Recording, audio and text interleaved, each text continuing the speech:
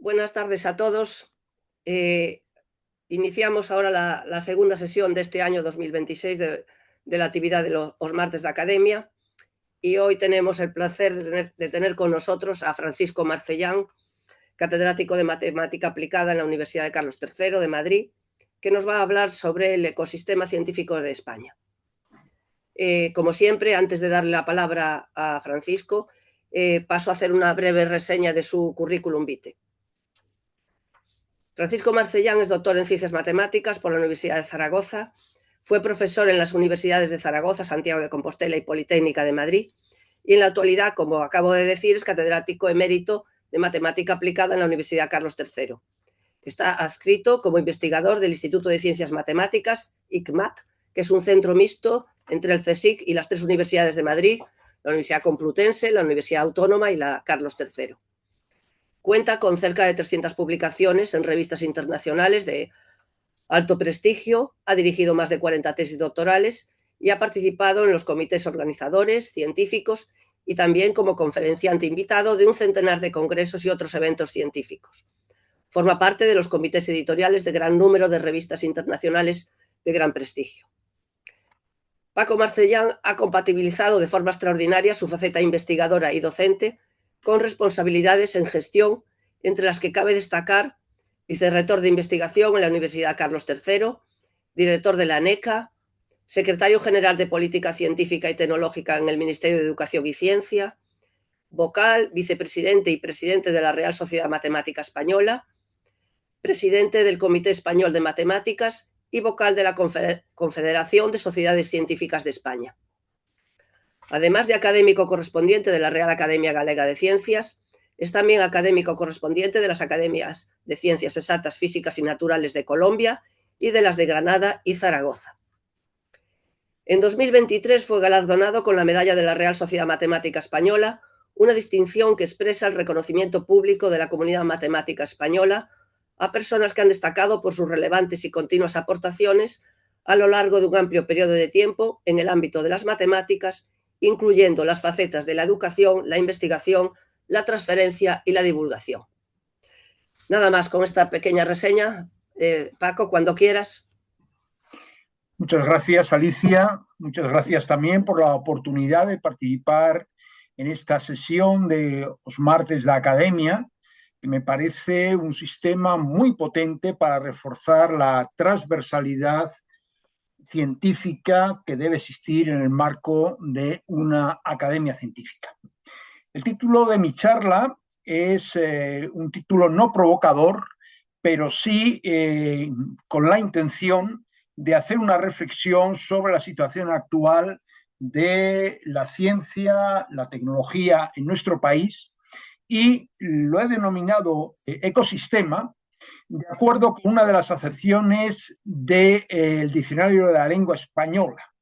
Es un conjunto de personas, individuos relacionados que pertenecen a un determinado ámbito, pero también creo que podría ser interesante, y lo veremos a lo largo de la presentación, una concepción ecológica, en el sentido de que un sistema ecosistema es un sistema ecológico constituido por un medio y los seres vivos que habitan en él, así como por sus relaciones mutuas. Yo pienso que es una idea motivadora para la presentación. Los objetivos son dos fundamentalmente. Una descripción de nuestro ecosistema español de ciencia y tecnología, con datos sobre inversiones en I+D+I, agentes involucrados, tanto personas como agencias financiadoras, instituciones y empresas, pero también querría reforzar esta idea del ecosistema con el papel de la sociedad civil científica y su proyección internacional. Eso va a ser, si queréis, el corazón de la presentación, y luego al final haré una pequeña reflexión muy personal sobre retos y oportunidades que se plantean en el sistema, sobre todo en el corto y medio plazo. En primer lugar, dentro de los datos básicos, quería analizar los temas de inversión versus gasto. En nuestro sistema ha habido unas fluctuaciones en la inversión en el cual se han reflejado periodos de crecimiento hasta 2008, un periodo de austeridad de 2009 a 2014 y de recuperación hasta la fecha. He de destacar que el porcentaje de PIB, la inversión en PIB dedicada a investigación en nuestro país, es del 1,49%. Son los datos ofrecidos por el INLE correspondientes al año 2024. Y destacar que este porcentaje del 1,49% hay que contrastarlo con el 2,2% de la media de la Unión Europea, dentro de la cual yo señalaría como país destacado en inversión en ciencia y tecnología el caso alemán. Otro dato importante es la inversión por cápita, que representa en nuestro país 332 euros frente a 1.000 euros en Alemania y 805 euros en Francia. Como se ve, este desfase es realmente significativo y habría que rectificarlo. Otros datos que son señalables son, por una parte, una disfunción importante que tenemos en nuestro ecosistema de ciencia y tecnología, consistente en que la inversión de las empresas representa un 55,8% frente al 65,8% en la Unión Europea. El papel de la enseñanza superior está próximo al 25% y las administraciones públicas vienen a representar aproximadamente un 20%. De nuevo, son datos del Instituto Nacional de Estadística. En cuanto a individuos, personas que están vinculados a este sistema, datos también del Instituto Nacional de Estadística, es el equivalente de jornada completa y está formado por 295.000 investigadores y técnicos de apoyo. Ello representa un 10 por 1.000 de la población activa, frente a un dato que me parece que es importante, pero que sorprende que no esté más alejado, que es el 13,2 por 1.000 de la Unión Europea y el 14,4, ahí se ve una diferencia notable en el caso de la Unión Europea de 15. El personal investigador está formado por 184.382 personas, de nuevo datos del INE 2024, y destacar el papel desempeñado por universidades, CSIC y OPIS. Eso, si queréis, en el contexto, digamos, estándar. Pero a nivel de las comunidades autónomas hay una apuesta importante por parte de Cataluña, concretamente el programa ICREA, Euskadi con el programa Ikesbarske, y también se ha incorporado recientemente Galicia, como hemos comentado en algún momento. Creo que hay un tema central que son las condiciones laborales y trayectorias profesionales que constituyen, si queréis, y ya lo analizaremos después, una de las mayores deficiencias del sistema. Respecto a la inversión en I+D+I por comunidades autónomas, en primer lugar figura Navarra con un 2,34%, seguida de Euskadi con un 2,30% y la Comunidad de Madrid con 2,18%. Curiosamente, Cataluña, que se lleva en muchos momentos la fama, lleva un 1,82% y Galicia representa a continuación un 1,30%.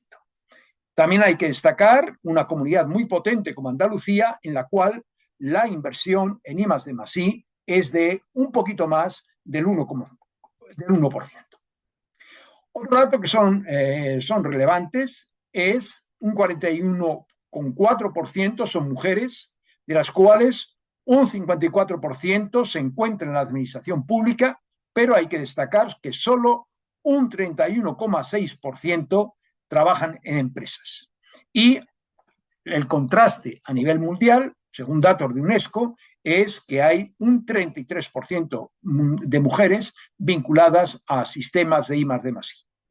Hay que destacar también la participación de un 20% de mujeres en puestos directivos frente a un 26% en la Unión Europea. Y un dato también de UNESCO que es preocupante es que solo en la perspectiva de 140 años manteniendo el ritmo actual se podrá producir una representación equitativa en puestos de liderazgo. Con estos datos creo que se señala un panorama, si queréis, cuantitativo del sistema, pero ahora vamos a entrar en, digamos, los elementos clave. Los elementos clave, en mi opinión, son 4. En primer lugar, los investigadores y técnicos, personas generadoras y transmisoras de conocimiento.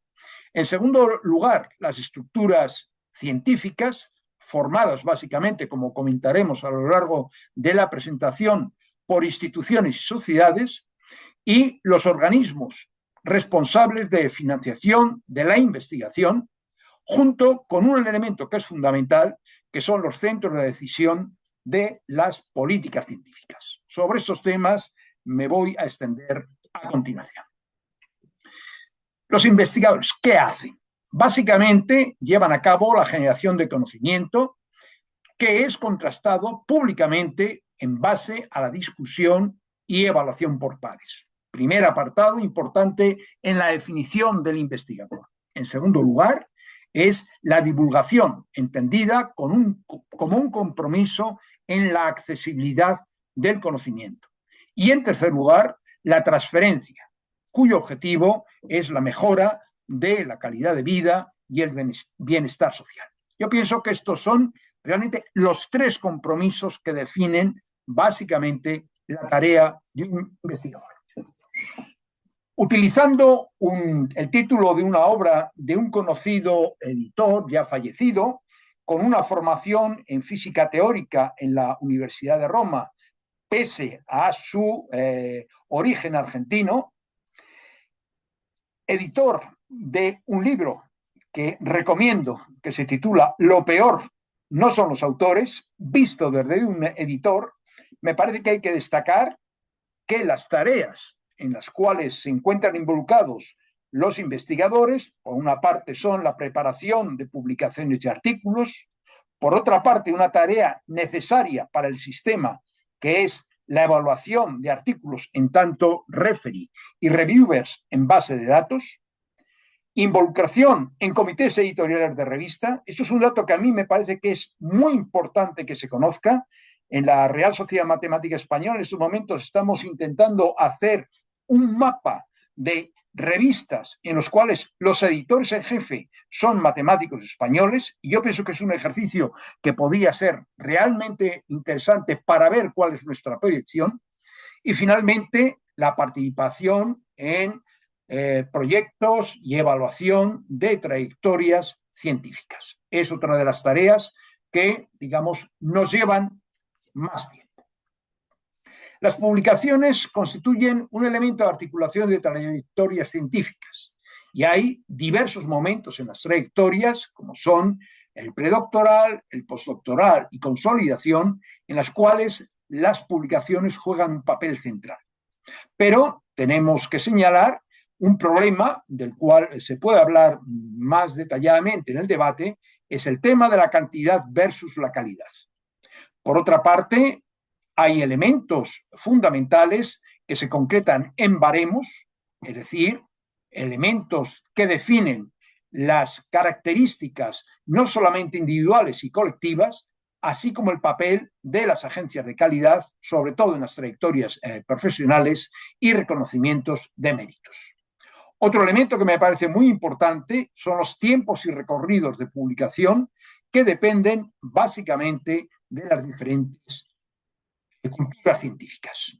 Pero hay un tema que es muy preocupante y cual condiciona mucho el ecosistema científico, con algunos momentos en los cuales puede haber elementos depredadores, si se le pueden llamar así. Por una parte está la composición, gestión y distribución de revistas científicas y monografías, el trabajo de los autores, referees y comités editoriales como seña de identidad. En esos momentos, las nuevas tendencias, fundamentalmente en el marketing de los productos editoriales. Y otro tema también importante sobre el cual podremos discutir, que son los impactos bibliométricos con la existencia de muy malas prácticas y, en ese marco, la discusión sobre el imperio del índice H y sus variantes.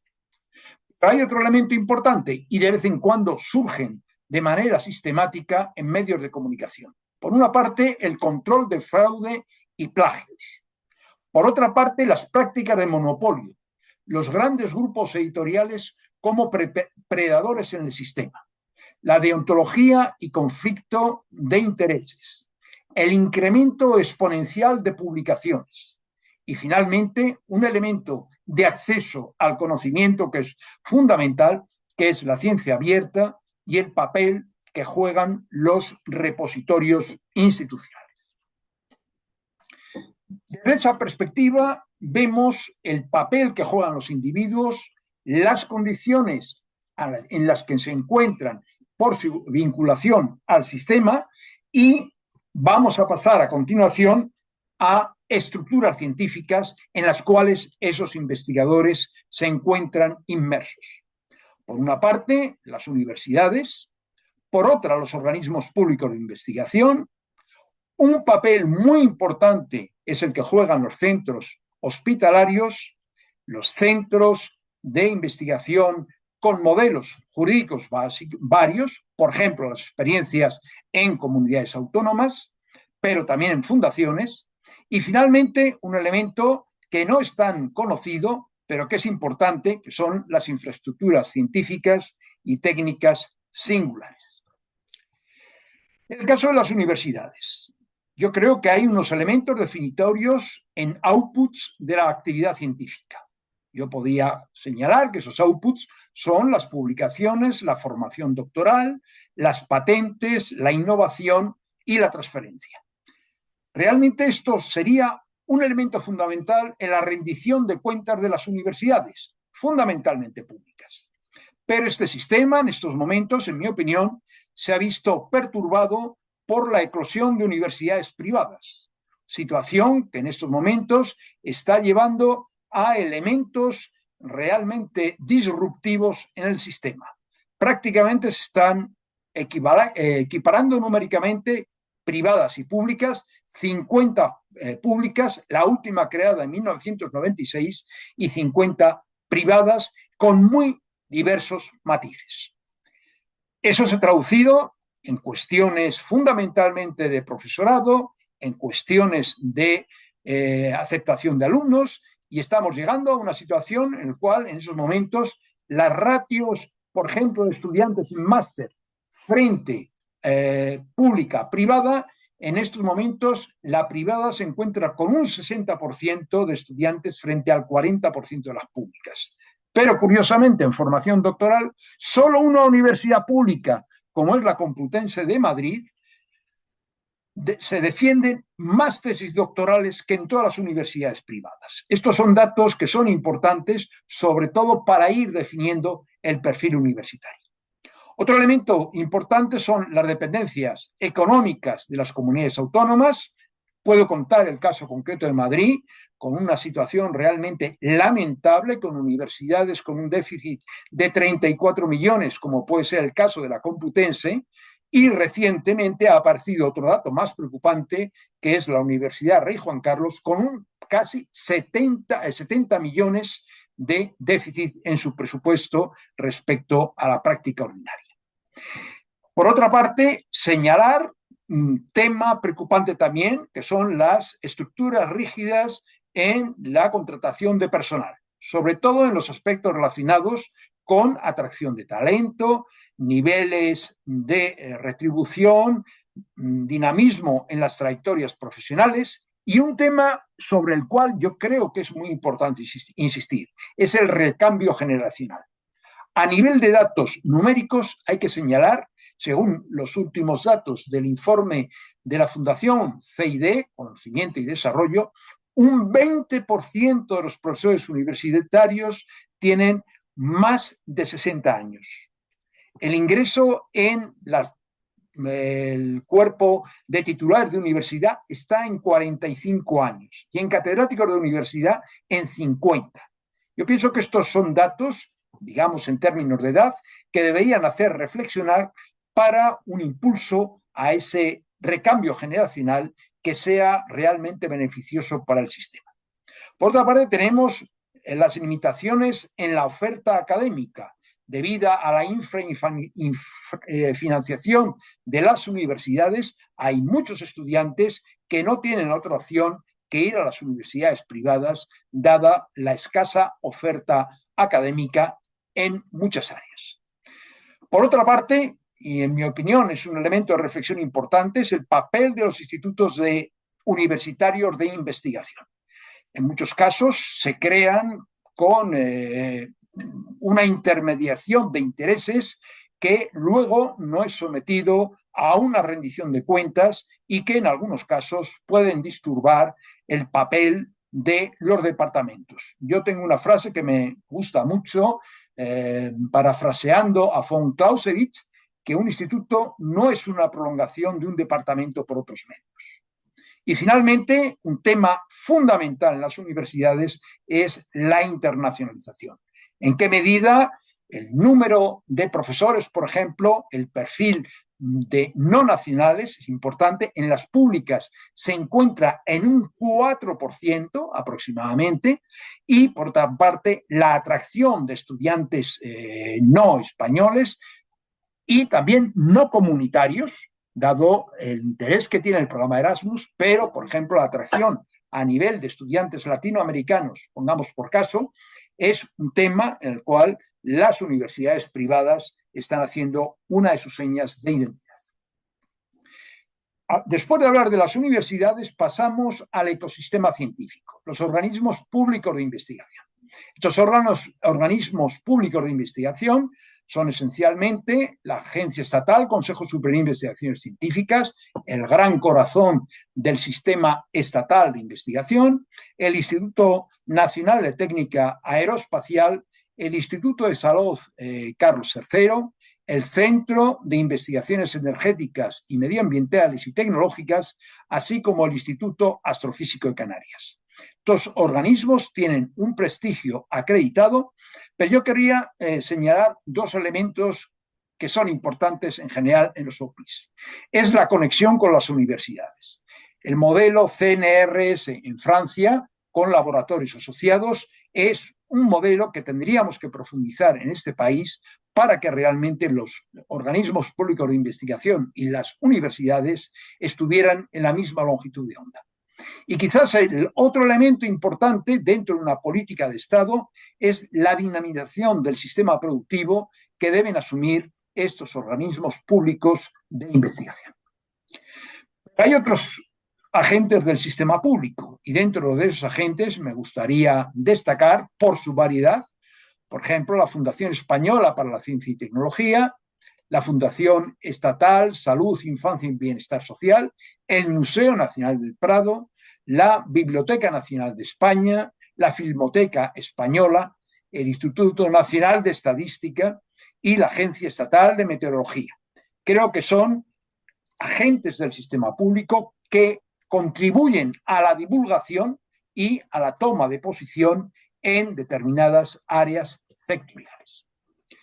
Hemos hablado de universidades, de organismos públicos de investigación y señalo a continuación un tercer elemento, las instituciones científico-tecnológicas, infraestructuras científico-tecnológicas singulares, que poseen tres características. Son infraestructuras de titularidad pública, es decir, pertenecen o son gestionadas por entidades públicas.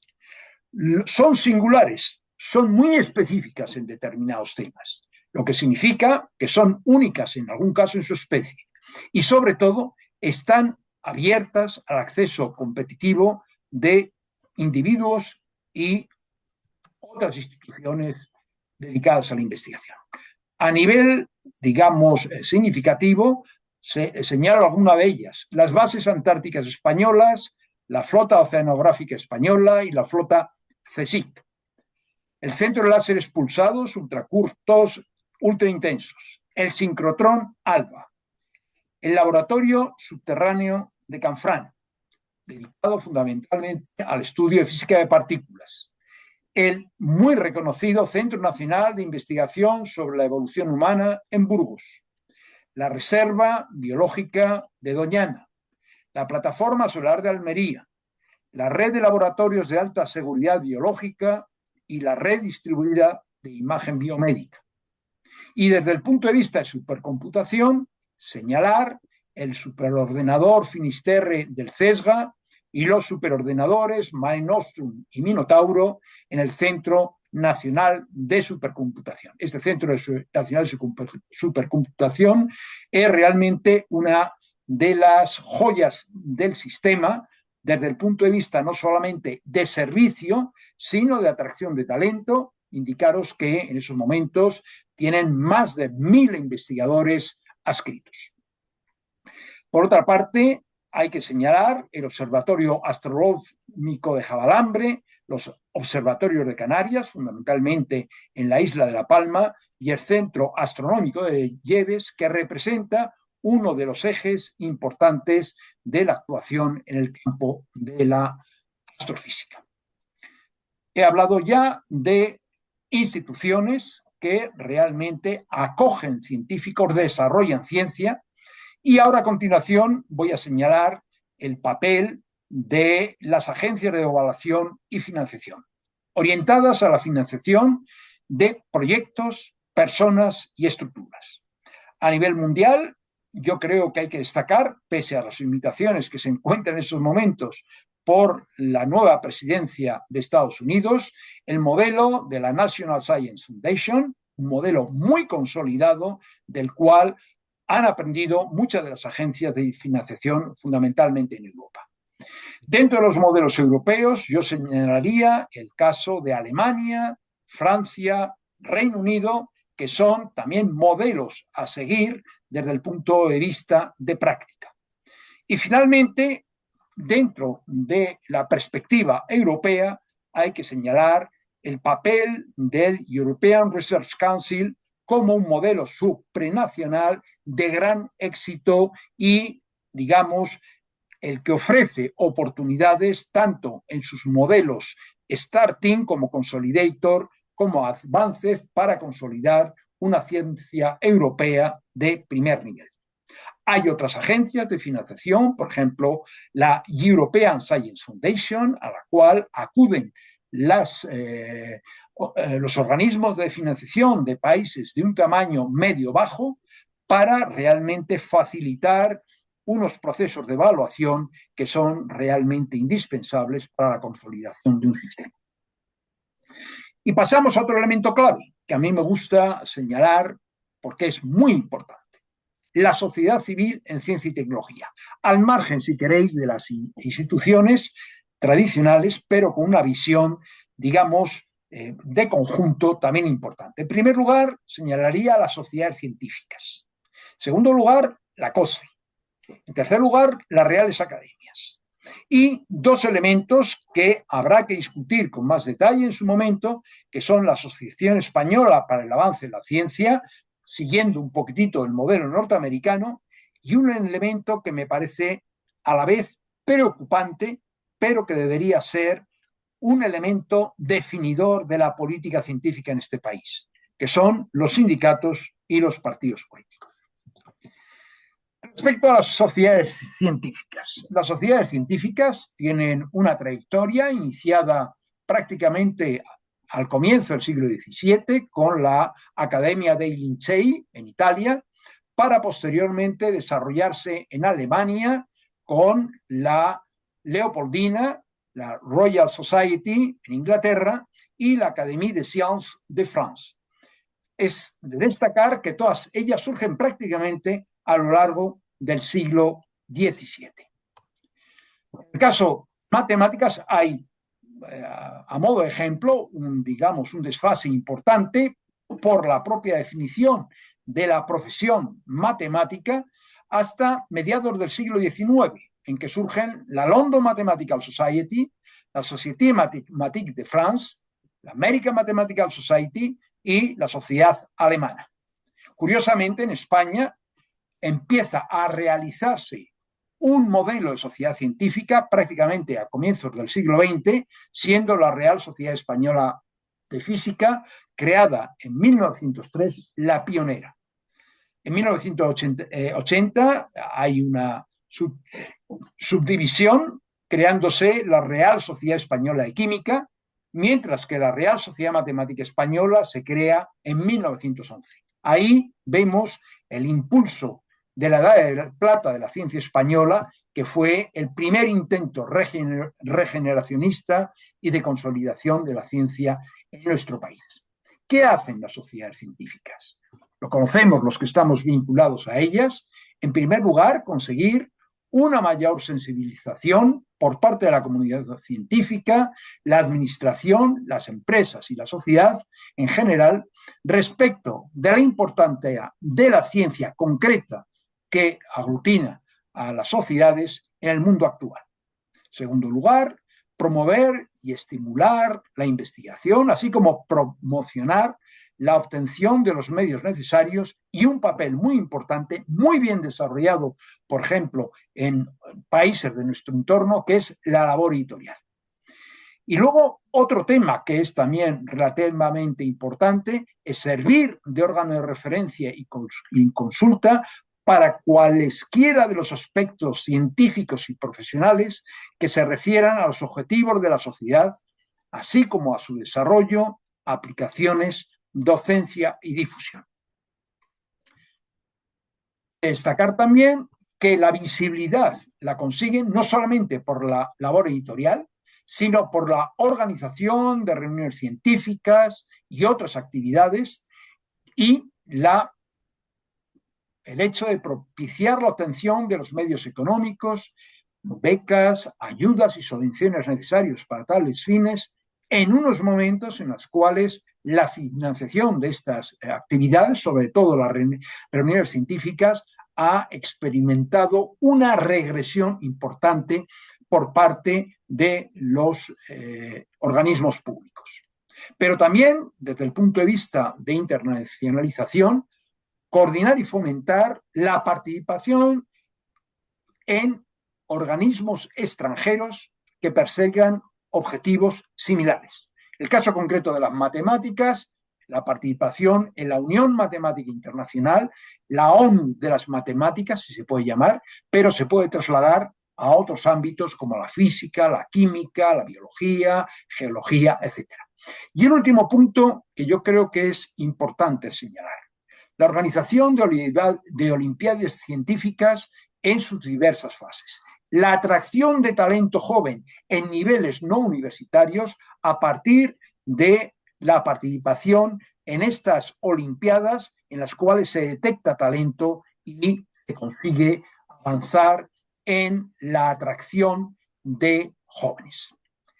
Como un nivel superior de las sociedades científicas, cabría destacar la Confederación de Sociedades Científicas de España, la COSCE, creada en 2003 con el objetivo de identificar a la comunidad científica como un interlocutor coherente e integrado, tanto de la propia sociedad como de los poderes públicos. Las sociedades quieren de esta manera, a través de la COSCE, avanzar en su compromiso de contribuir a esa empresa que individualmente tiene valor, pero esa unión hace la fuerza, que agrupa a 91 sociedades que representan a más de 46.000 científicos. Elemento que me parece distintivo es: habría que reforzar el asociacionismo científico en España, dado que si hacemos una representación entre el número de investigadores de nuestro país y los asociados en sociedades científicas, se observa un gap relativamente importante. ¿Cuáles son los fines de la COSCE recogidos en sus estatutos? En primer lugar, contribuir al desarrollo científico y tecnológico de nuestro país.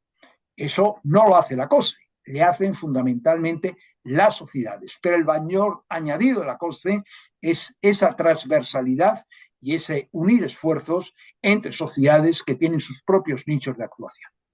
En segundo lugar, actuar como un interlocutor cualificado y unificado, tanto ante la propia sociedad como ante los poderes públicos, y en ese sentido el papel de la COSCE con Ministerio, Congreso de los Diputados, comunidades autónomas, es un papel relativamente importante. Y finalmente, promover el papel de la ciencia y contribuir a su difusión como un ingrediente necesario e imprescindible de la cultura. Yo creo que esto es un elemento sobre el cual enfatizaré más adelante. Pero insistir, las sociedades científicas representan de una manera importante esa comunidad científica que necesita una unión para recibir más valores de fuerza. Otro elemento que me parece importante resaltar, que no tiene el carácter de las sociedades científicas, cuya adhesión es voluntaria, son las reales academias. Las reales academias, como bien sabemos, son instituciones de investigación y divulgación cultural, científica y artística. Un hecho importante, el contexto. Buena parte de ellas surgieron en el periodo de la Ilustración, amparadas por la corona española, como forma de establecer un sistema centralizado de instituciones culturales paralelo al formado por las universidades, que en aquellos momentos eran vistas como vestigios medievales e incontrolables por parte del Estado. En la actualidad, buena parte de las reales academias sirven como elementos transversales de debate y de posicionamiento científico, así como un hecho que es común a todas ellas, el reconocimiento similar a premios artísticos y científicos. ¿Cuáles son las reales academias? Pues las reales academias, muchos de vosotros las conoceréis.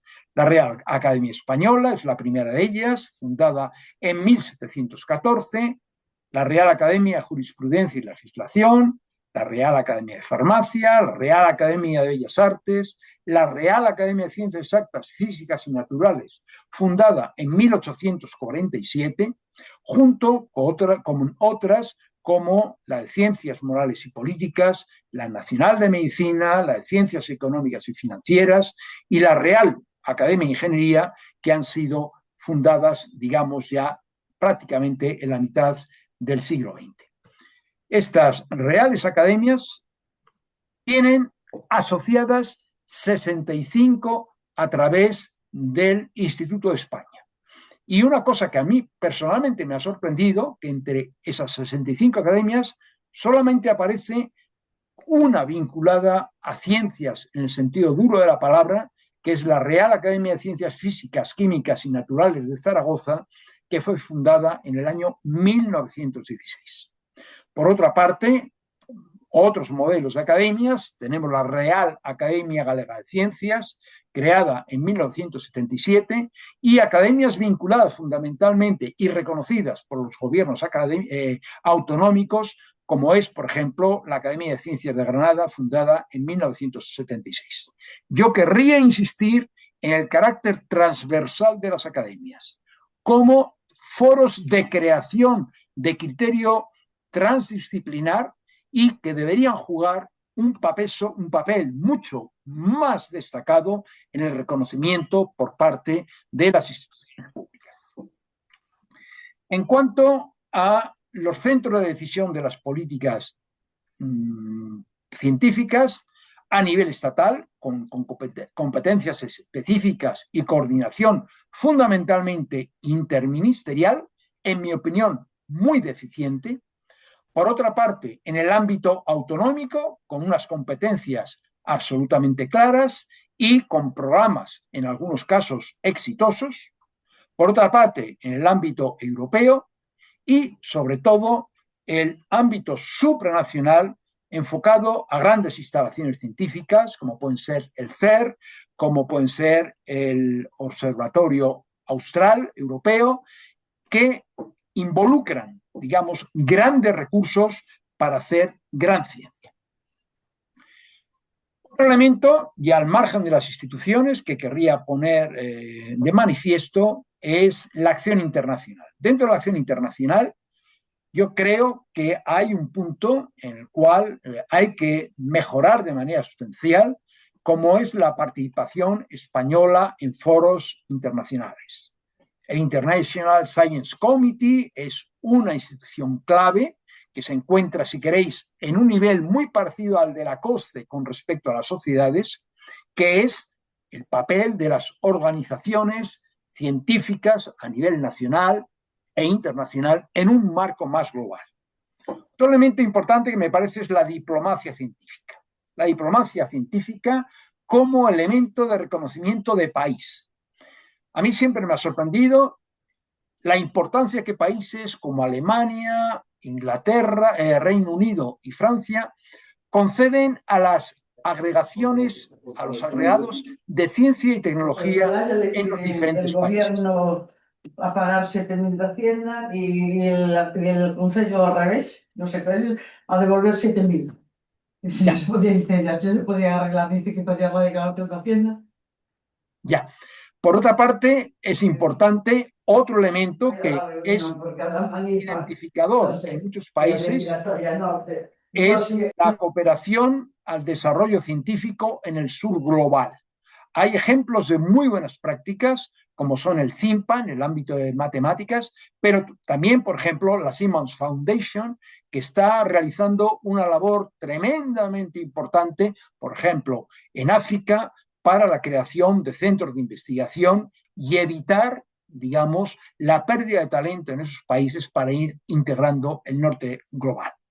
Y finalmente, un elemento que a mí me preocupa en la acción internacional es la mayor involucración de agentes e instituciones del sistema ecocientífico español en ese ámbito internacional. Y desde luego, en un ecosistema científico hay un papel fundamental que juega la legislación en el cual se ve involucrado. Hay que destacar que la primera ley relacionada con la ciencia en España es la Ley 13 de 1986, que lleva el nombre de Fomento y Coordinación General de la Investigación Científica y Técnica. Es la primera aproximación de manera global de nuestro país a la organización de un sistema de ciencia y tecnología. Yo creo que hay que destacar 4 elementos fundamentales que promovió esa ley de la ciencia. En primer lugar, la creación de la ANEP. En segundo lugar, la creación de los planes nacionales de investigación, el papel de los proyectos y la evaluación por pares a través de la ANEP y progresivamente la creación de los programas Juan de la Cierva y Ramón y Cajal para atender un sector bastante olvidado que era el postdoctoral. La ley de la ciencia fue renovada en el año 2011 y tuvo un escaso recorrido debido a la crisis económica posterior y a la ausencia de políticas estables en el medio plazo en investigación, desarrollo e innovación. Esa nueva ley de la ciencia crea la Agencia Estatal de Investigación, que reemplaza a la ANEP, con una autonomía y una independencia de gestión y financiación que figuraban, digamos, en el papel. Por otra parte, hay que destacar que abre camino a apoyo a actividades de patrocinio y mecenazgo y, finalmente, las actividades estrellas derivadas de la Ley de la Ciencia de 2011 son los programas Severo Ochoa y María de Maeztu, con una orientación institucional fundamental. Esa ley, de nuevo, es modificada en el año 22, llevamos ya prácticamente 3 años con esta ley, en la cual los objetivos son fundamentalmente abordar trayectorias postdoctorales con programas específicos de atracción de talento y su consolidación, que era una de las mayores debilidades con las que surgió el programa Ramón y Cajal. Por otra parte, la posibilidad de llevar a cabo por las instituciones contratos de trabajo en la modalidad de investigador distinguido para atraer personas que gozan de un prestigio internacional consolidado basado en la excelencia de sus contribuciones en el ámbito científico. Otro elemento importante es el incremento de las actividades de transferencia y su reconocimiento. Sobre este tema hay un punto negro, en mi opinión, son los intentos de los incentivos a la transferencia a través de un, en mi opinión, fracasado y mal planteado sistema de reconocimiento de sexenios que vio a la luz durante un año y ha desaparecido. Y finalmente, la regulación normativa de ese plan de mapa de infraestructuras científicas y técnicas singulares, fundamentalmente como un medio de coordinación entre la Administración Central del Estado y las comunidades autónomas. También se crea la Agencia Espacial Española, con carácter de agencia estatal, adscrita a los Ministerios de Ciencia e Innovación y de Defensa, y el Consejo de Política Científica, Tecnológica e Innovación como órgano de coordinación de la investigación entre el Estado y las comunidades autónomas. También la creación del Comité Español de Ética de la Investigación, adscrito al Consejo de Política Científica y Tecnológica e Innovación, como un órgano colegiado, independiente y de carácter consultivo. Y un elemento fundamental, que es un sistema de información sobre ciencia, tecnología e innovación, con la finalidad de tratamiento, análisis y, basado en datos, elaboración de la estrategia española de ciencia, tecnología e innovación, así como de sus planes de desarrollo. Otro elemento del cual se trata de impulsar es la plurianualidad del marco presupuestario de los presupuestos de los agentes públicos del sistema español de ciencia y tecnología e innovación, pero con el Ministerio de Hacienda hemos topado y esa política de Estado se encuentra en un momento, me parece, crítico. Otro elemento que se señala es el impulso de la cultura científica, tecnológica e innovadora a través de la educación, la formación y la divulgación. Que la ciencia permee a todos los niveles de la sociedad y sobre todo en la formación no universitaria. Entornos laborales e igualitarios, diversos, inclusivos y seguros, donde se hace ciencia e investigación, previniendo y erradicando cualquier situación de discriminación directa o indirecta. El famoso techo de cristal es uno de los elementos detectados en esta ley y los medios para superar ese techo de cristal son uno de los objetivos de la ley que habrá que ver cómo se implementa de una manera clara. Y otro elemento que también se destaca en esta ley del 2022 es el acceso gratuito y libre a los resultados mediante el desarrollo de repositorios institucionales. La Estrategia Estatal de Ciencia y Tecnología, actualmente en vigor, 2021-2027, con un objetivo de incrementar las inversiones públicas y privadas a un 12,12% en 2027. Mi opinión, matemáticamente imposible, pero como objetivo ahí está y habrá que responder si no se llega a él. Hay que destacar también el papel de los PERTE en áreas como aeroespacial, biotecnología y digitalización como tres grandes ejes de actuación. Y también iniciativas de innovación regional. Aquí hay algunos de otros elementos, los enfoques sectoriales, los objetivos de transformación digital con la estrategia España Digital 2025 y aspectos de colaboración a nivel europeo a través del Consejo Europeo de Innovación. Hay un punto para mí central en toda acción legislativa que debe ponerse en práctica de manera inmediata y urgente. Es la evaluación externa e independiente del Plan Estatal de Investigación como priorización de criterios de excelencia científica, eficiencia e impacto económico en el territorio que contará con la participación de agentes sociales. Esa evaluación ex post de la tarea investigadora con carácter periódico, riguroso e independiente, me parece que sería uno de los grandes aciertos para introducir en el sistema elementos correctores a corto y medio plazo. Y señalaría finalmente, dentro de esa acción legislativa, tres programas que me parece que son importantes en su desarrollo. Por una parte, el programa Margarita Salas, por otra parte, el programa María Goiri y finalmente el programa Atrae, con objetivos, si se quiere, diferentes pero complementarios. y del programa María Goyri, creo que debería ser uno de los elementos fundamentales para la definición de trayectorias académicas que intenten compensar el vacío generacional que se puede producir. ¿Cuáles son los retos? Y con esto voy a acabar. He señalado 4 bloques de retos. 1. Las mejoras en la gestión científica y burocrática. En primer lugar, convocatorias con agendas bien definidas, estables en el tiempo, la difusión de las convocatorias a nivel internacional y la evaluación ex post de cada una de ellas. Por otra parte, la simplificación administrativa. Yo estos días me están llegando evaluaciones de proyecto del Plan Nacional y son infumables. Páginas y páginas de las cuales se podía reducir su contenido de una manera significativa. Y personalmente, trabajando con otras agencias extranjeras, me parece que es un elemento central no solamente para los investigadores, sino también para los evaluadores.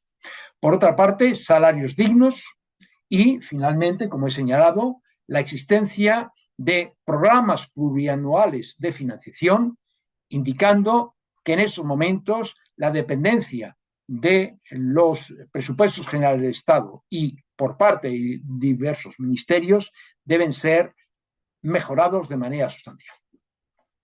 Mejora en las trayectorias científicas, incremento de personal de investigación y técnicos de apoyo para acercarnos a esos porcentajes de nuestro entorno. Rejuvenecimiento de recursos humanos, lo que hemos llamado relevo generacional, así como el acceso a posiciones estables, bajando las edades de acceso a los mismos. Una simplificación en los procedimientos de contratación, sobre todo en el ámbito universitario, también en los OPIs. Y finalmente, superar la brecha de género. En cuanto a las mejoras en la política científica, un tema que me parece vital. Por una parte, la coordinación en el seno de la Administración General del Estado por parte de los ministerios, la coordinación entre la Administración General del Estado y las comunidades autónomas, por otra parte, el impulso de las actividades de excelencia y la competitividad internacional, y finalmente la cooperación público-privada con el impulso de espacios de interfaz. Modelos que a comienzos de este siglo se veían como muy importantes, como son los parques científicos y tecnológicos, creo que necesitan un pensamiento, un replanteamiento importante para que jueguen un papel fundamental en esos aspectos de cooperación público-privada. Finalmente, 4 elementos que me parecen importantes desde un punto de vista no solamente de política científica, sino de política. Por una parte, un pacto de Estado por la ciencia, la tecnología y la innovación, que involucre a todos los agentes del sistema y de la sociedad civil. En segundo lugar, la presencia de la ciencia española en el ámbito internacional. Otro elemento que me parece clave es el papel de la ciencia y tecnología como elemento central de la cultura e identidad de país. Y finalmente, el reforzamiento de la ciencia y tecnología en el sistema educativo. Estos 4 bloques de retos yo pienso que deben ser elementos para un debate constructivo para hacer de la ciencia y la tecnología española un elemento fundamental para el avance de nuestra sociedad. Con esto finalizo y agradezco vuestra atención y a vuestra disposición para las cuestiones que querráis formular. Muchas gracias, Paco. Abrimos entonces el turno de debate. Para los que no seáis panelistas, os recuerdo que dejéis preguntas en el apartado de preguntas y respuestas. Y los panelistas que levanten la mano o no levanten la mano, como quieran.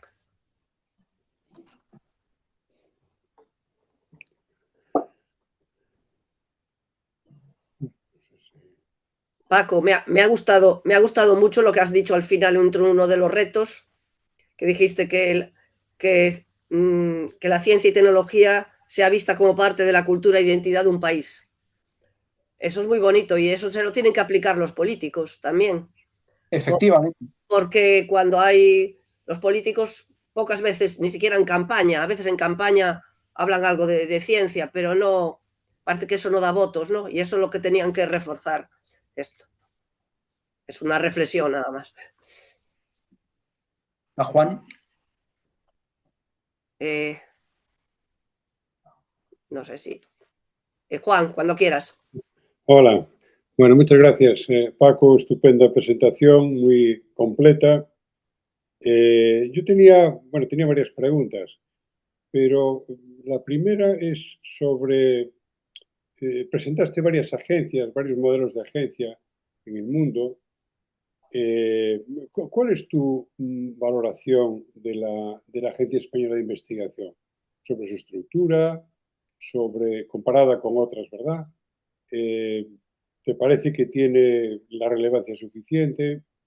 Yo quería dar solamente un dato, y es que según los números así macroscópicos, aproximadamente en I+D+I en España se invierten en el año 2024 unos 22.000 millones, de los cuales la Agencia Española de Investigación gestiona unos 1.400. Estamos hablando de un 5%. Y me da la impresión de que en el mundo nuestro, el mundo más académico, creemos que es el agente fundamental. Y realmente, pues vemos que hay, en fin, que es una parte pequeña. Pero bueno, después de esto, que esto pues, tendrá la influencia que tenga, quería saber cómo ves tú la AEI, cómo está funcionando. Ya. Y en particular, bueno, sí. Me gustaría preguntarte sobre la internacionalización de la AEI. Por ejemplo, seguramente muchos de vosotros, yo mismo, participamos en proyectos de evaluación, procesos de evaluación de muchos otros países. Sin embargo, me da la impresión de que las evaluaciones internacionales de la AEI son minoría, me parece a mí. En fin, no sé, toda esta... Sí. La valoración general de la AEI, sí, en la estructura comparada con otros sitios y en particular la parte de internacionalización. Sí. Bueno, yo con respecto a la AEI me parece que fue un gran acierto su creación. Su creación con esos parámetros, por una parte, la autonomía. Un académico de nuestra academia es el presidente de la AEI y sería a lo mejor muy ilustrativo que él diera también su visión, porque es la visión del día a día, las dificultades que se encuentra, la necesidad, digamos, de manejar presupuestos a medio plazo fundamentalmente, no estar cada año batallando o a la espera de lo que los presupuestos generales del Estado atribuyan a la AEI. Segundo, los medios humanos. Yo pienso que en la AEI un papel central juegan los evaluadores, clarísimamente. Yo podía hacer una comparación, por ejemplo, de lo que yo puedo cobrar como evaluador de una agencia europea o una agencia norteamericana con la retribución que recibe un evaluador. La actividad de un evaluador no es gratis et amore. Yo pienso que hay que reconocerla de una manera importante. Y eso, claro, si hay dificultades económicas presupuestarias en la agencia, pues eso no se puede traducir en las retribuciones de los evaluadores. Tercer elemento que yo creo que se está intentando corregir en los últimos tiempos, a raíz, entre otras cosas, de la entrada de José Manuel Fernández de la Bastida, con una amplia experiencia en el European Research Council, es tratar de adaptar las buenas prácticas del European Research Council a la agencia española. Hay un problema en este país, no es que inventen ellos. Yo creo que hay que hacer un buen sistema de copy y paste de lo que hacen otros. Y, por ejemplo, experiencias en el caso de Madrid de los INDEA, creados en el año 2005 aproximadamente, son en algunos momentos relativamente frustrantes. No es lo mismo, por ejemplo, en Cataluña, con el ICFO, con el Centro de Regulación Genómica, con los centros de supercomputación, el caso vasco, en el caso gallego también tenés instituciones realmente relevantes en esa dirección. Pero yo creo que el mensaje que se tendría que trasladar desde la agencia es que hay una visión del sistema en el conjunto, no solamente centrada en la evaluación, sino los programas y su repercusión que tiene en el sistema. Es lo que yo he insistido que es la evaluación ex post. Evaluación ex post, por ejemplo, ¿qué ha representado el sistema Ramón y Cajal para el incremento de la actividad de nuestro país científica? Por ejemplo, resultados, que son datos también públicos, en el caso de Cataluña, Cataluña concentra buena parte de los proyectos, tanto Starting como Advanced Grant, del IRC. ¿Por qué? Porque tienen un programa de atracción de talento, investigadores consolidados a los cuales se les mima, pero a los cuales se les piden resultados. Y eso yo creo que es una cosa fundamental, tanto a nivel de evaluación individual como a nivel de evaluación de proyectos. Con respecto a evaluación de proyectos, hay un tema a discutir.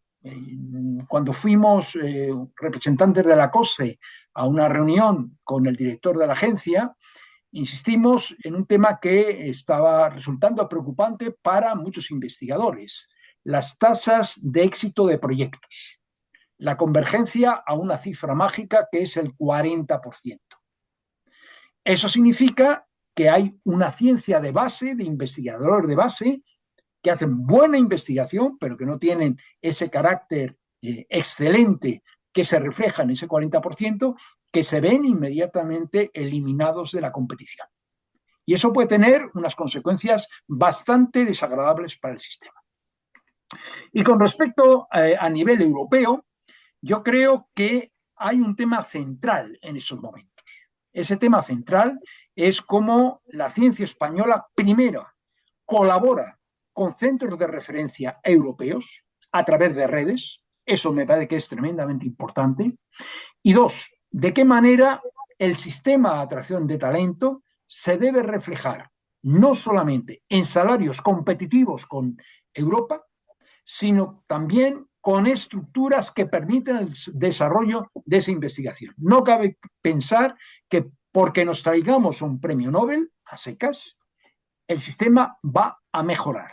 Ese premio Nobel necesitará predoc, necesitará postdoc, necesitará infraestructuras que deben ser alimentadas por el sistema. Si no, no hay absolutamente nada que hacer. Concretamente, ha habido un programa de la Generalitat de Cataluña para atracción de investigadores americanos, dada la situación compleja que hay en el país. El resultado parece ser que ha sido bastante negativo. ¿Negativo por qué? Porque las condiciones que marcan esos investigadores, este país las tiene que cumplir. Porque si no, no van a venir aquí. En cambio, por ejemplo, en Francia ese programa ha tenido bastante éxito y en Alemania también. Entonces, jugar a la competencia internacional significa incrementar los recursos en el sistema. Pero el sistema, ya hemos visto, 1,50% del PIB, por una parte, un objetivo irrealizable, en mi opinión, al 2,17%, y un elemento es la cooperación público-privada, en el cual las empresas tienen que invertir mucho más en investigación.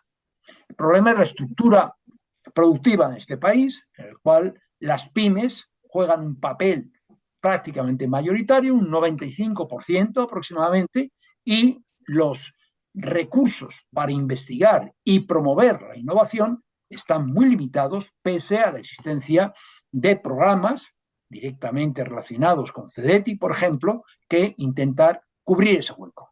Pero si las empresas no impulsan la investigación, ahí vamos a tener un problema muy serio, no ya en el corto, sino en el medio plazo. Por cierto, Paco, ¿podías desactivar la presentación? Sí.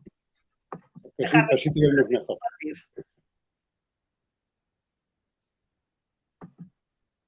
Bueno, así te vemos mejor. Perfecto, gracias.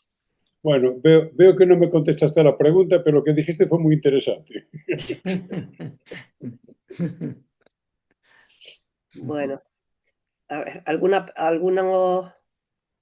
mí me alguna... gustaría, si Sí, puedo, idea. Paco, Sí, Sí, a mí me preocupa mucho el tema de la brecha de género que no acabamos de sí, resolver, a pesar de que en la ley se ha avanzado muchísimo. sí, sí, sin duda. Pero entonces, ¿tú qué ideas tienes de cómo podríamos hacer para no solo en el papel, sino en la realidad, pues mejorar esto? Sí, bueno, yo creo que hay un problema básico, que es en la enseñanza no universitaria, donde ya se empiezan a modelar ejemplos del papel de mujeres más orientadas a cuidados, humanidades y similares frente a ciencia dura, vamos a decir.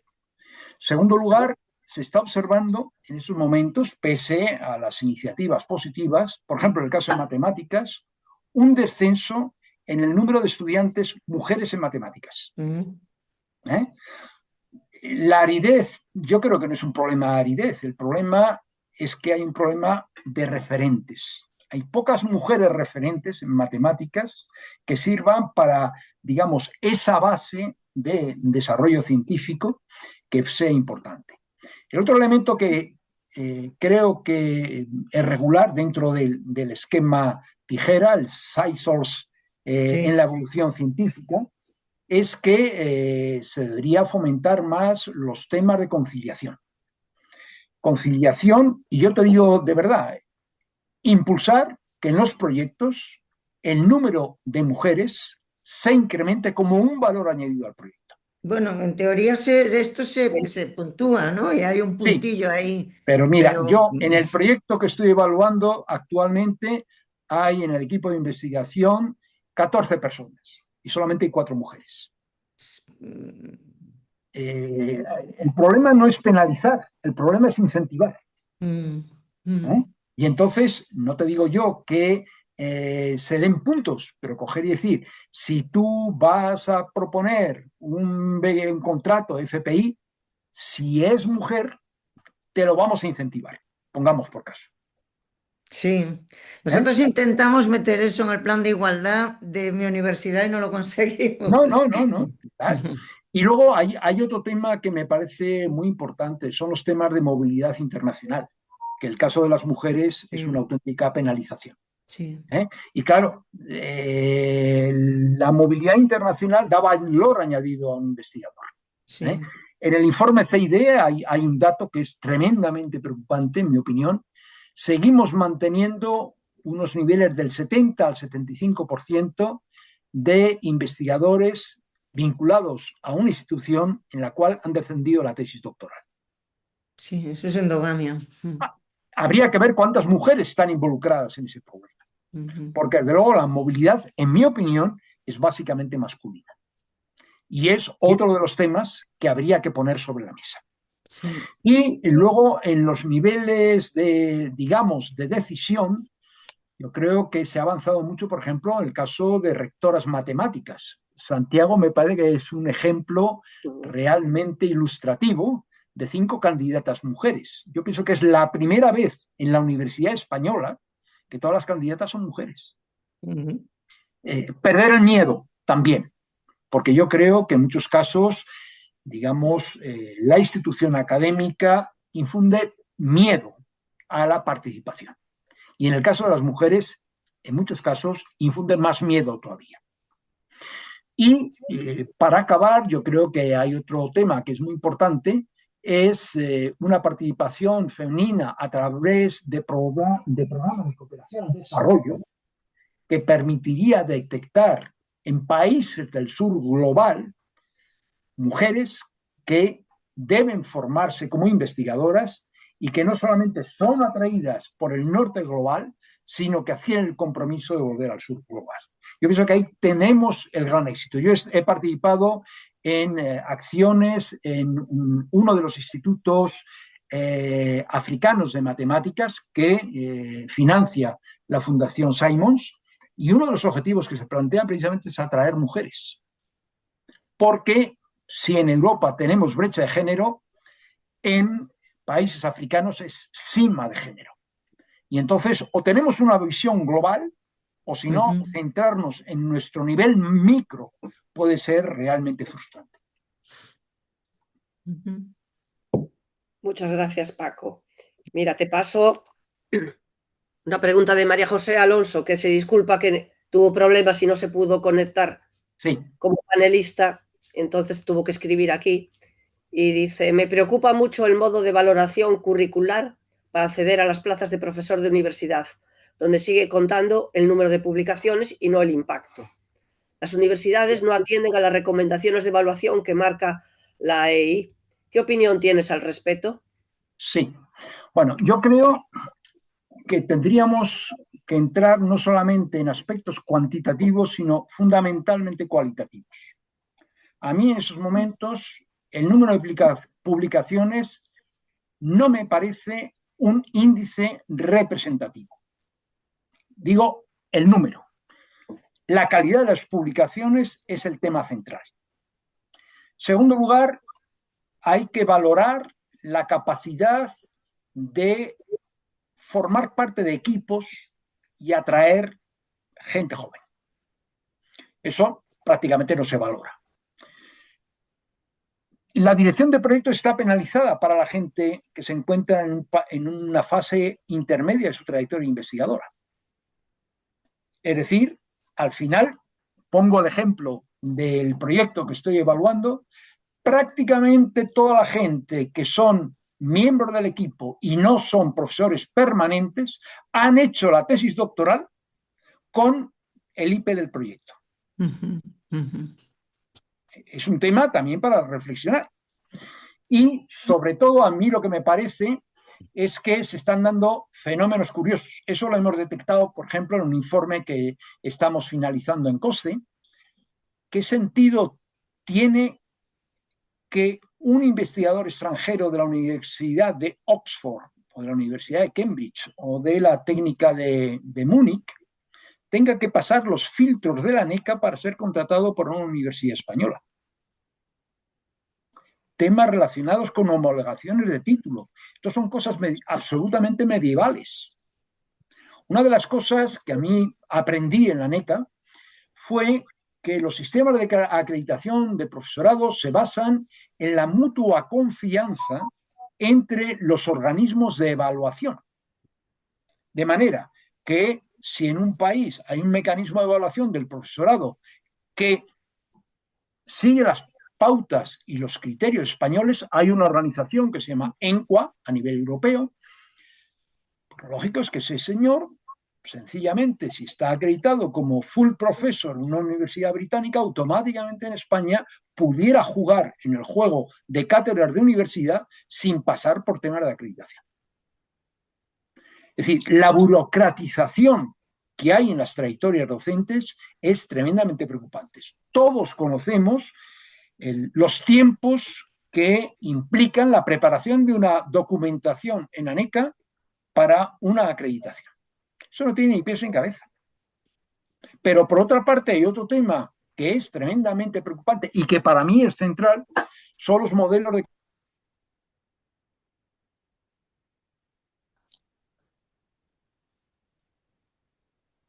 Se fue la voz. No se oye, sí. Espera. No se te oye, Paco. ¿No se me oye? Ahora sí, ahora sí. Vale. Ahora sí. Con respecto a los modelos. A mí me encanta el sistema norteamericano. Hay un call que se hace en el mes de octubre-noviembre. Hay un hiring committee que discrimina entre ellos y deja un número reducido que deben pasar por la institución para presentar sus valores científicos, pedagógicos, de transferencia, etcétera, etcétera. Y esa persona, en el mes de febrero, sabe ya cuál va a ser su situación al comienzo del curso. En nuestro país, ¿cuánto sacamos las convocatorias en las universidades? En mayo, en junio, y como digo yo, en mayo, en junio, ya está todo el pescado vendido.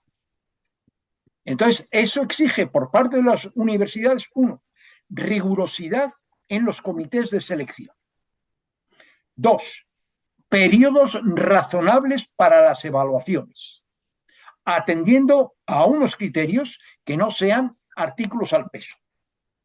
Y en tercer lugar, lo que me parece tremendamente importante es que los interesados sepan con antelación cuándo se van a incorporar.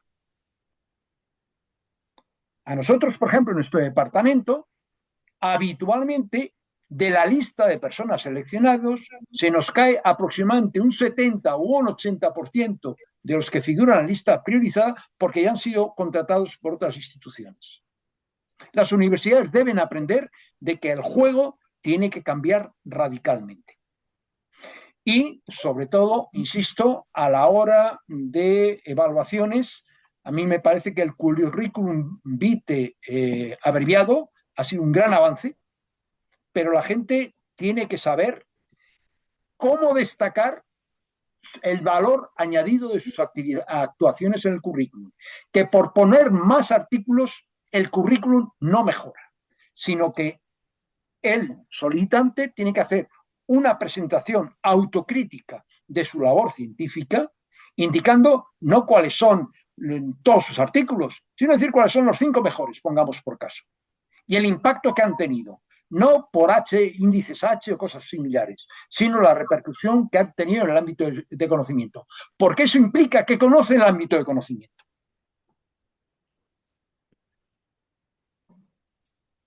De acuerdo. Y añade aquí, María José también hace un comentario, dice, otro tema es el escasísimo apoyo de las universidades a la transferencia de calidad y el emprendimiento, lo que es desalentador. Supongo que estás de acuerdo. ¿Quieres añadir algo? No, totalmente de acuerdo. Es decir, si no recuerdo mal, en la ley del 2011 se hablaba del tema de la posible excedencia para realizar actividades en empresas y similares.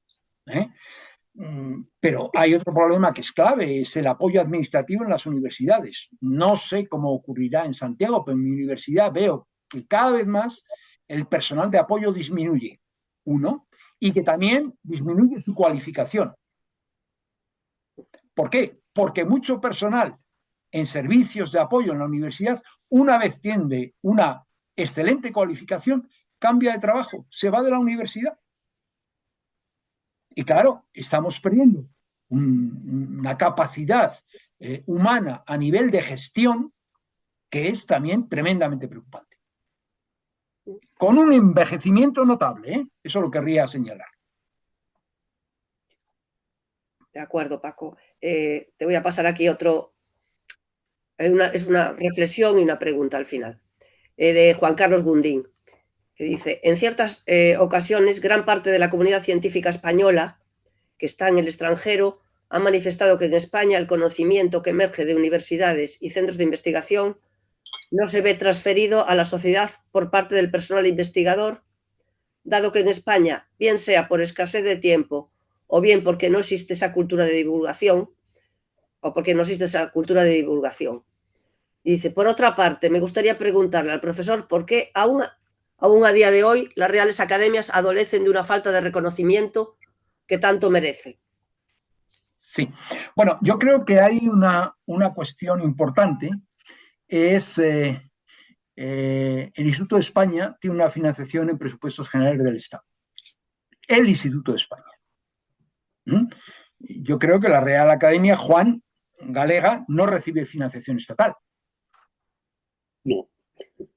Entonces, claro, creamos instituciones, perdonad la frase que va a ser muy dura, basada en el involuntarismo de los científicos, que no se ve contrapuesta por el valor que debería dar las organizaciones públicas, tanto a nivel autonómico como a nivel nacional, del papel dinamizador que pueden jugar esos instrumentos que aparentemente no tienen intereses.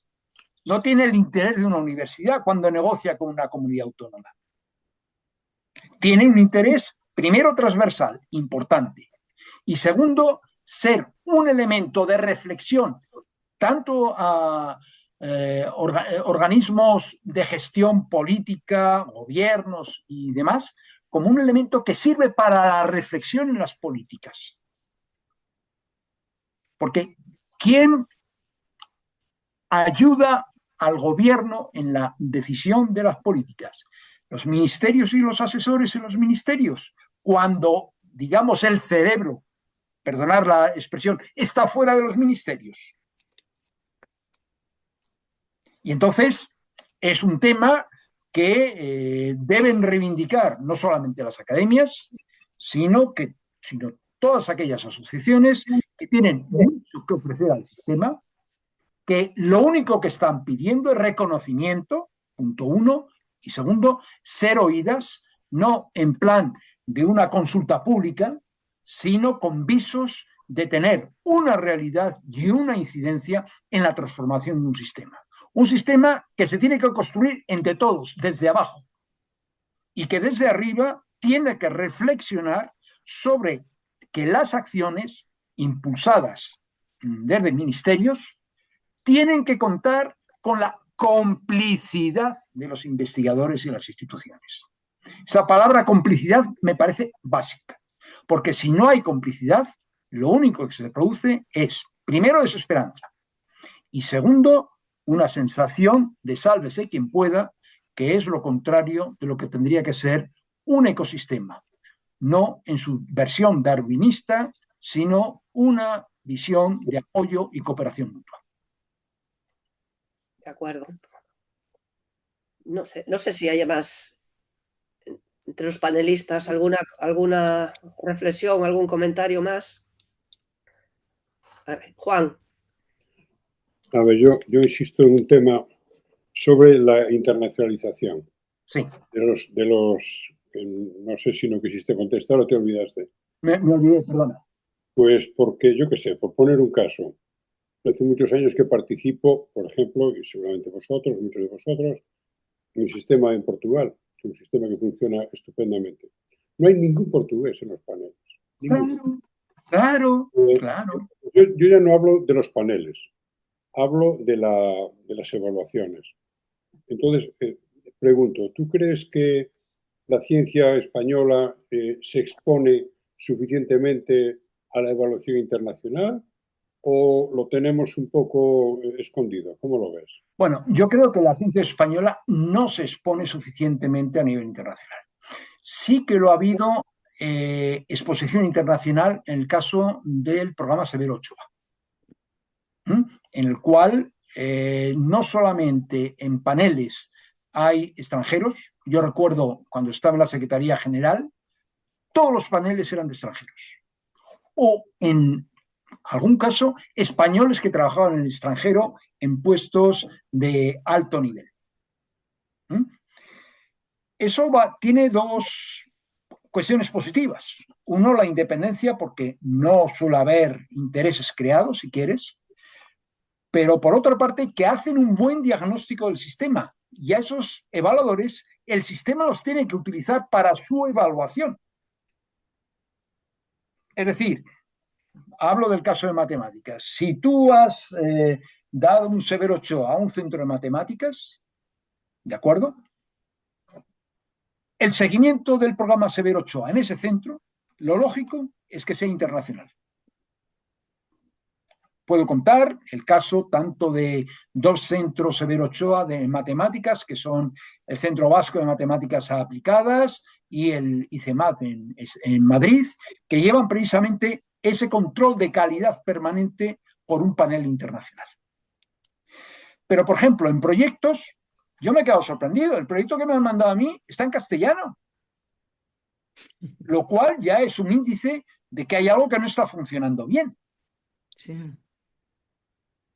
Entonces, yo creo que el sistema tendría que decir, señores, proyectos en inglés, proyectos, digamos, en el cual el núcleo duro del proyecto se vea claro cuál es. Trayectoria anterior, apuestas de futuro que sean relativamente de ruptura con la anterior. El área de confort debe desaparecer, no en su totalidad, pero parcialmente. Y luego, en tercer lugar, a mí me parece que la evaluación, esa que se apunta del sistema de ciencia y tecnología, tendría que haber una importantísima participación internacional. El papel de la agencia no es una agencia para España, sino coordinación con otras agencias. Bueno, esto es una cosa que a lo mejor con José Manuel, que tiene más experiencia en esos temas, se podría comentar. ¿En qué medida la agencia española firma acuerdos de colaboración con otras agencias para facilitar la tarea? Y, insisto, el problema central de la evaluación es que no solamente es la evaluación micro, sino esa evaluación macro y comparativa a nivel internacional. Yo comparto contigo muchísimo la falta de una evaluación ex post. Eso hace muchísimos años, bueno, no, en algún momento hubo unas jornadas de evaluación ex post de los proyectos. Sí. Ahora se hacen algunas intermedias, en fin, pero yo creo que es insuficiente y sobre todo la evaluación del propio programa, ¿no? Sí. Eso yo creo que merecía la pena gastar un poquitín de presupuesto en eso. Saber exactamente hasta qué punto se está invirtiendo correctamente y, bueno, yo creo que daría una mayor seriedad al sistema. Yo creo que el sistema tiene no solamente consolidarse, sino hacerse más sólido.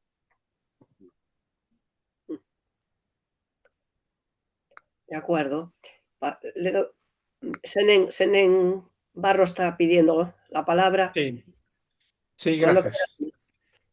Bueno, Paco, me parece muy interesante, es súper completa, se ve que eres una enciclopedia del sistema de ciencia y tecnología, o sea que realmente muy interesante.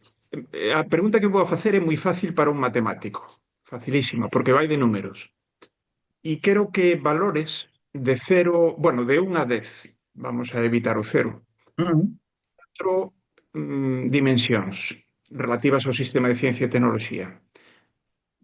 E quero que valores España, non? En esas 4 dimensións. Unha é o financiamento. E falo en particular do financiamento público. Xa sabemos que hai un desequilibrio claro respecto ao privado en comparación con Europa, pero en este caso sería puntuar o compromiso público en investimento en ciencia e tecnoloxía. Outro é as políticas de captación de talento.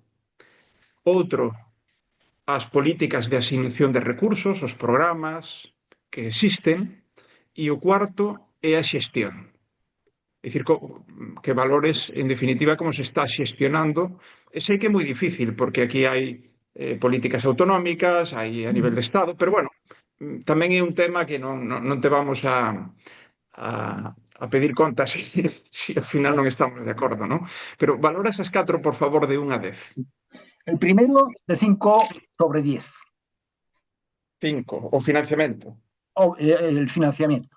Vale. Creo que no haya una visión, eso formaría parte del Pacto de Estado. A mí una de las cosas, yo he sido pesquisador invitado en un programa en Brasil, un programa que se lanzó en el año 2013, que implicaba 3 años, pero cada año tenía que estar un máximo de 3 meses.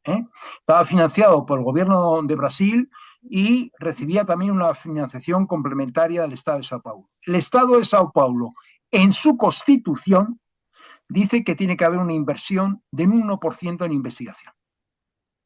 Es decir, tendría que haber un compromiso de Estado de un porcentaje en investigación, yo no sé si en la Constitución, pero en algún sitio que se indicara. Pese a todo, es decir, durante la crisis económica iniciada en 2008, Alemania no bajó el presupuesto, lo incrementó.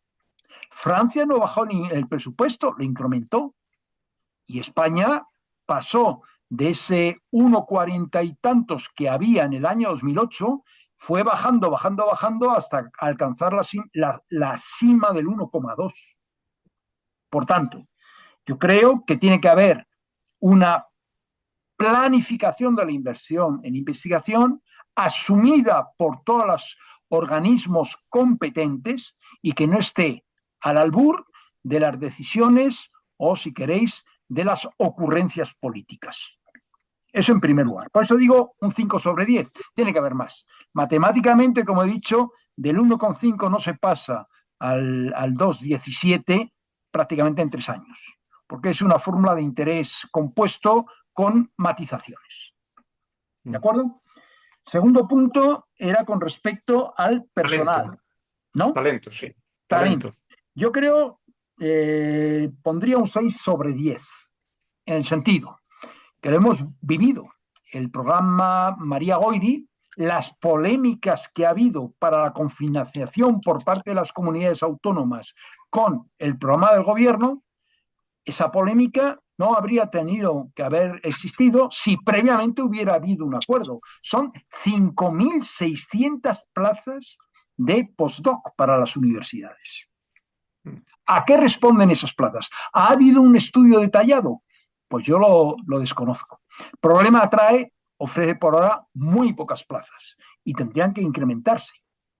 Pero claro, eso no es un problema de ocurrencia. Los más viejos del lugar recordaréis con cuántas plazas empezó el programa Ramón y Cajal. 850. ¿Era realista? ¿No era realista? ¿A qué obedecía? La trayectoria posterior fue demostrando de que no era realista, las instituciones no estaban comprometidas con la consolidación de los investigadores, los salarios aparentemente eran buenos, pero fue un relativo fracaso. Y sobre todo yo creo que es muy importante el tema de combatir la precariedad. Es decir, si alguien entra en un programa serio, financiado públicamente, tiene que tener la garantía de, si es un programa a 4 años, que es lo habitual, sería una especie de tenure track norteamericano, al cabo de 2 años se le hace una evaluación y se dice, usted puede seguir o no. Pero si le damos el visto bueno, al cabo de 4 años, usted va a tener una plaza permanente. Y sobre todo, hay problemas de edad. Yo estoy viendo la gente que se forma en mi universidad, que sale al extranjero, que está 5 o 6 años al extranjero, que regresa y más, se consolida con 40 años. Eso es un disparate, porque ya están, como digo yo, agotados psicológicamente. Respecto al tercer punto, tenía que ver con... O terceiro é os criterios e programas de asignación. Non Sí. falo da xestión deses programas posteriores, eso vai despois. Agora serían os criterios, as políticas de asignación. Yo creo que 4 sobre 10. O sea, soy muy crítico con este tema, en el sentido de que no es lo mismo evaluar un proyecto en humanidades que un proyecto en ciencia dura, en ciencia aplicada o en tecnología. Y entonces, no es que haya que hacer distinciones, pero hay que tener en cuenta las singularidades. No se puede plantear un rasero único. Yo creo que es uno de los problemas centrales. Y en segundo lugar, habría que hacer apuestas estratégicas más claras. He recordado que hay temas, y tú bien conoces, apuestas en inteligencia artificial, apuestas en biotecnología, apuestas en temas aeroespaciales, que tendrían que tener un tratamiento diferente a los demás. Y decir, si esto es una apuesta, no va a tener solamente la financiación de programas estatales, sino que tenemos que recoger a los sectores económicos interesados para que aporten también 50% cada uno, pongamos por caso. Y entonces, eso no existe. Los programas están encapsulados en el organismo gestor. Y eso a mí me parece que es una deficiencia notable. Por eso no lo apruebo. Y finalmente, en burocracia, 1 sobre 10. No le doy el 0 por no figurar en el planteamiento que has hecho, pero para mí la burocracia es uno de los grandes defectos de nuestro sistema. Afortunadamente ha desaparecido el perverso sistema de auditorías que todos hemos padecido, que al cabo de 4 años de finalización del proyecto te venía un señor para decir que justificaras el importe de un billete de taxi del aeropuerto del LATAM al centro de Londres, a las 12 de la noche. Pero vamos, el señor que está haciendo eso no tiene ni idea de lo que es la labor de un investigador. Entonces, el tema de las auditorías afortunadamente se ha relajado, pero la complejidad, pongamos por caso, ¿cuándo se presenta un proyecto ante el ministerio? ¿Cuánto dura la evaluación? A mí me han dado 21 días, pero que son 21 días frente a los 9 meses de promedio, que significa la confirmación y la transferencia de fondos del proyecto que se te ha concedido. O sea, es que eso es inadmisible. Es realmente inadmisible. Pois temos 2 suspensos para setembro e unha media de 4. Mal asunto. Gracias, Paco. Realmente, bueno, eu non fixen o exercicio de puntuar, pero probablemente puntuaría parecido a ti, seguro. De acuerdo, gracias, Enén.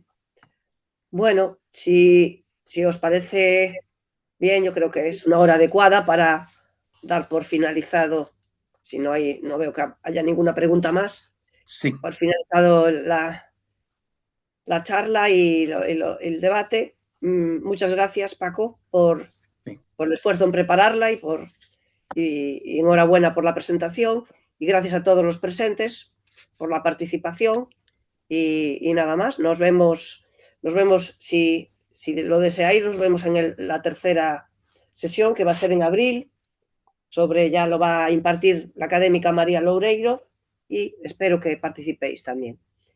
¿De acuerdo? Muy bien. Bueno, Muchas gracias. Hasta luego. Gracias. Hasta luego. Gracias. Hasta luego. Hasta luego.